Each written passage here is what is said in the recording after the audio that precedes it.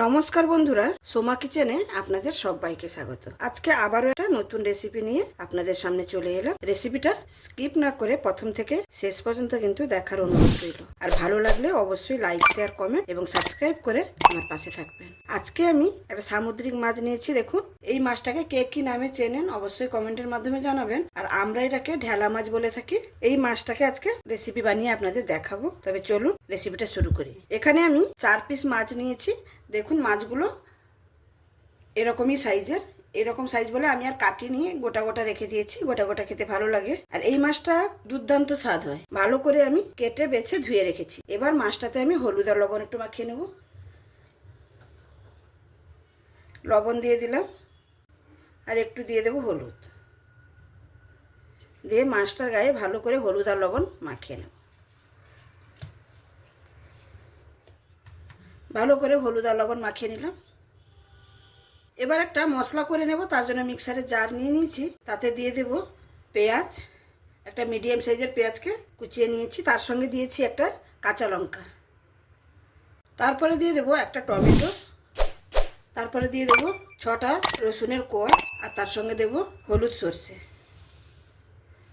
এই 1 চামচের মতো। দিয়ে সামান্য একটু জল দিয়ে মশলাটাকে একদম মিহি পেস্ট করে নেব। মশলাটা মিহিভাবে পেস্ট করে নিয়েছি। দেখুন দেখুন একদম সুন্দর মিহিভাবে পেস্ট করে নিয়েছি। রান্নার জন্য আমি সমস্ত কিছু গুছিয়ে নিলাম। এবার রান্নাটা করে নেব। রান্না করে নেওয়ার জন্য একটা কড়াই বসিয়ে নিয়েছি। আর কড়াইতে পরিমাণ মতন আর কি একটু তেল দিয়ে দিয়েছি, সর্ষের তেল। এই রান্নাটা আমি সর্ষের তেলে করব। তেলটা দিয়ে তেলটা ভালো করে কড়াই চারিদিকে লাগিয়ে নিচ্ছে। তেলটাকে সুন্দরভাবে গরম করে নিচ্ছি। তেলটা গরম হয়ে গেছে, কড়া থেকে ধোঁয়াটা উঠে যাচ্ছে। এবার আমি মাছগুলোকে ভেজে নেব হালকা করে।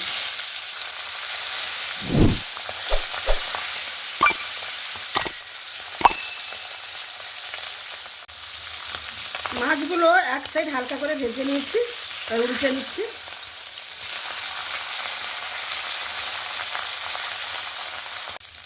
মাছের দু সাইডটা সুন্দরভাবে ভেজে নিয়েছি। এবার তুলে নেব। এই মাছটা কিন্তু হালকা করেই ভেজে নিতে হবে, বেশি কড়া করে ভাজলে ভালো লাগবে না খেতে।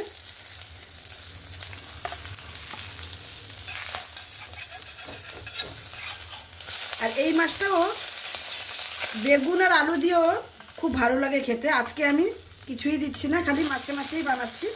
মাছ ভাজাগুলো তুলে নেওয়ার পরে কড়াইতে পরিমাণ মতন তেল দিয়ে দেবো রান্নার জন্য। তেল তো গরম হয়ে আছে। আমি ফোড়নে দিয়ে দেবো 5 ফোড়ন আর 2টো চেরা কাঁচা লঙ্কা। ফোড়নটা সুন্দরভাবে ভাজা হয়ে গেছে। এবার বেটে রাখা মশলাগুলো দিয়ে দেবো।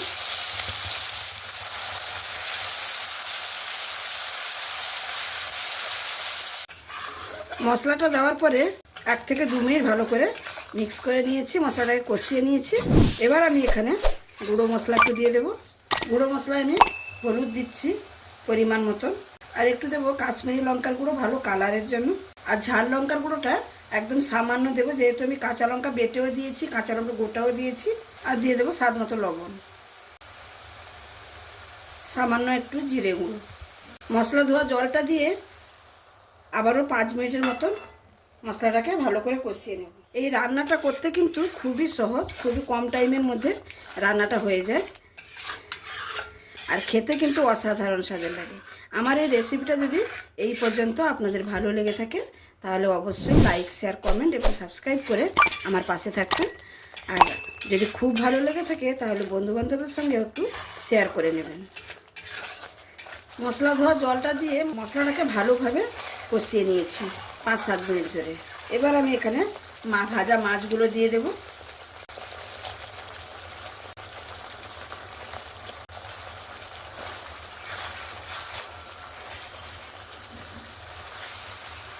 মাছগুলো দিয়ে ভালো করে মশলা 2 সাইডে লাগিয়ে দেব মাছগুলো।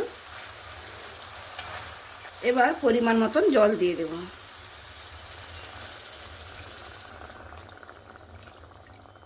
আমি এখানে বেশি জল ব্যবহার করব না। রেসিপিটা আমি গা মাখা করব, সেই জন্য আপনারা যে যেরকম জুস রাখতে পছন্দ করবেন সেরকমভাবে জলটা ব্যবহার করবেন।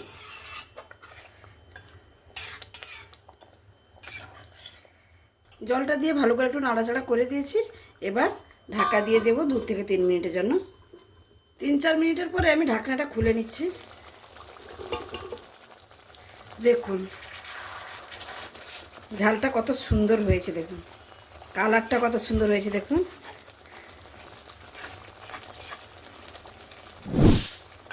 দারুণ হয়েছে। এবার আমি গ্যাসের ফ্লেমটাকে বন্ধ করে দেবো। রান্নাটা এখানে আমার একদমই কমপ্লিট। নামানোর আগে সামান্য একটু ধনেপাতা দিয়ে নামিয়ে নেব।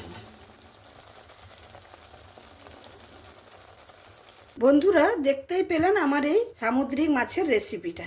দেখুন দেখতে কতটা সুন্দর হয়েছে, আর এই মাছটা খেতে কিন্তু অসাধারণ স্বাদের হয়ে থাকে। প্লিজ আমি যেভাবে আজকে বানিয়েছি বাড়িতে বানিয়ে দেখবেন, সত্যিকারে অসাধারণ স্বাদের হয়ে থাকে, আর আপনাদের নিশ্চয়ই ভালো লাগবে। আর যদি রেসিপিটা আপনাদের ভালো লেগে থাকে তাহলে অবশ্যই লাইক, শেয়ার, কমেন্ট এবং সাবস্ক্রাইব করে আমার পাশে থাকবেন। আর যে সকল বন্ধুরা অলরেডি সাবস্ক্রাইব করে আমার পাশে আছেন তাদেরকে অসংখ্য ধন্যবাদ। আর যারা এখনো ভিডিও দেখছেন অথচ সাবস্ক্রাইব করছে না, প্লিজ প্লিজ বন্ধুরা সাবস্ক্রাইব করে আমার পাশে থাকুন। তাহলে আজকে এই পর্যন্তই রাখছি। আবার দেখা হবে অন্য কোনো দিন অন্য কোনো রেসিপির সঙ্গে। সবাই ভালো থাকবেন, সুস্থ থাকবেন, সাবধানে থাকবেন।